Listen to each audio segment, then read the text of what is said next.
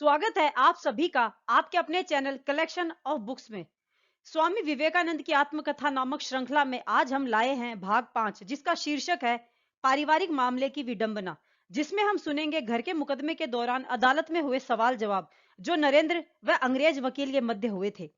इसके अलावा आप डिस्क्रिप्शन बॉक्स में जाकर विवेकानंद जी के अन्य वीडियो भी सुन सकते हैं, आपको जरूर पसंद आएंगे।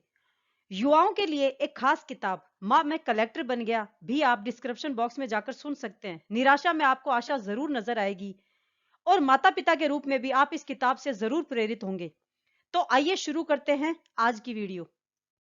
सन 1887 के मार्च महीने की 8 तारीख को कलकत्ता हाईकोर्ट में दी गई गवाही पर अंग्रेज बैरिस्टर मिस्टर पीयू ने जिरह की थी। प्रश्न, तुम्हारी उम्र कितनी है? 23-24 होगी। प्रश्न, तुम्हारा पेशा क्या है? मैं बेकार हूं, इन दिनों में कुछ नहीं करता। बीए पास करने के बाद मैं कानून की पढ़ाई करता था। पिछले 8 महीनों से मैं कुछ नहीं करता। प्राय 2 वर्ष पहले सन 1885 में मैं मेट्रोपॉलिटन इंस्टीट्यूशन में हेडमास्टर के पद पर नियुक्त हुआ था, लेकिन 3 महीने पढ़ाने के बाद मैंने वह नौकरी छोड़ दी। उसके बाद डॉक्टर अघोरनाथ चट्टोपाध्याय के अनुमोदन से उनके अधीन एक कॉलेज में कुछ दिनों मैंने अध्यापन किया। प्रश्न, तुम अपने पैतृक मकान में बहुत दिनों से नहीं रहते और अभी भी नहीं रहते, यह सच है क्या?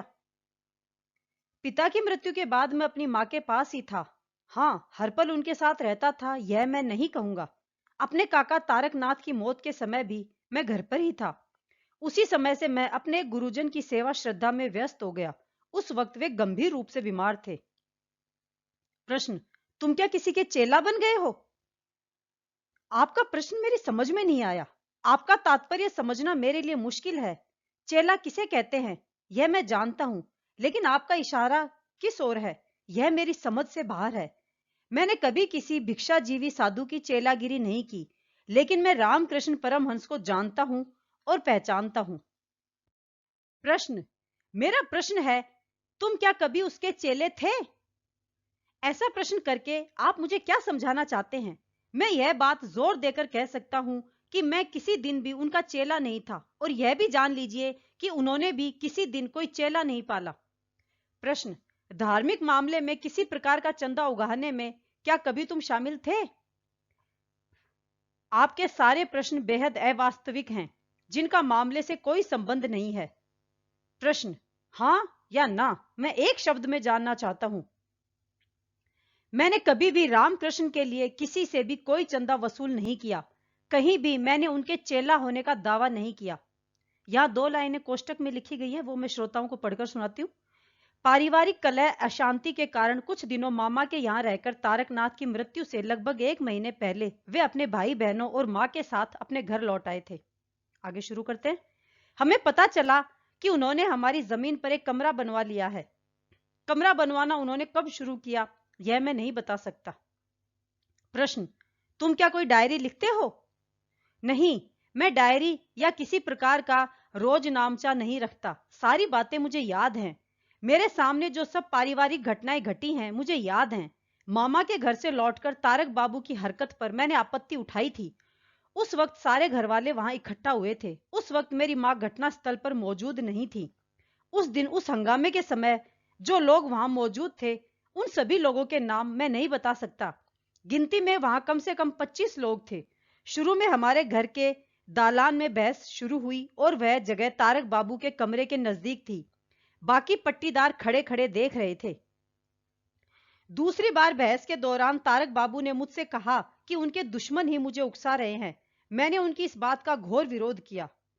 कौन या कौन लोग उनके दुश्मन हैं, इस बारे में हमारा बूंद भर सिरदर्द नहीं था। वहां से हट आने के बाद मैंने अपनी माँ को पूरी घटना का हवाला दिया, क्योंकि उन्होंने ही मुझे तारक बाबू के पास भेजा था। इस घटना के बारे में मैंने अपने अटॉर्नी को भी बताया था।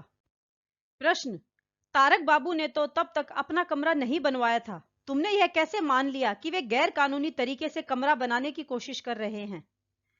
मैंने देखा कि विवादित जमीन के काफी सारे हिस्से की खुदाई की गई थी। उतने से हिस्से को किसी एक कमरे की बुनियाद और ढांचा समझ लेने का पर्याप्त कारण था।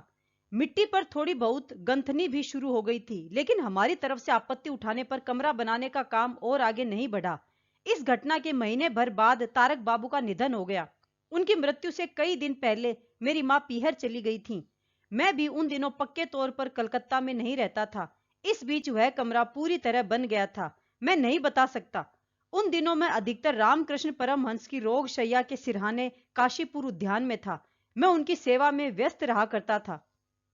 उस महान पुरुष की मैं अतिशय श्रद्धा करता था। तारक बाबू से तू मैं होने के बाद दोबारा उनसे भेंट नहीं हुई। उनकी मृत्यु से कई दिन पहले कुछ एक घंटों के लिए मैं घर गया था। उन दिनों वे कोई असाध्य रोग झेल रहे थे। तारकनाथ की मृत्यु के समय माँ अपने घर लौट आई थी। माँ का निजी कमरा यथावत था। एक दूसरा कमरा तारकनाथ ने तोड़ दिया था। मैं और मेरे बाद वाला भाई दूसरे किसी कमरे में रहते थे। इसी के साथ भाग 5 पूरा हुआ। आज का अध्याय छोटा ही था। मेरे नियमित श्रोताओं से मैं अनुरोध करना चाहती हूँ कि आप अपने कमेंट जरूर दिया करें, जिससे हमें किसी भी किताब की श्रृंखला को जारी रखने की प्रेरणा मिलती रहे। आज ही मेरे पास इस वीडियो के लिए श्रीमान ललित सैनी द्वारा फरमाइश आई थी, तो कृपया हौसला बढ़ाते रहें और बने रहे चैनल के साथ। तो मिलते हैं अगले वीडियो में बहुत जल्दी। तब तक के लिए जय हिंद।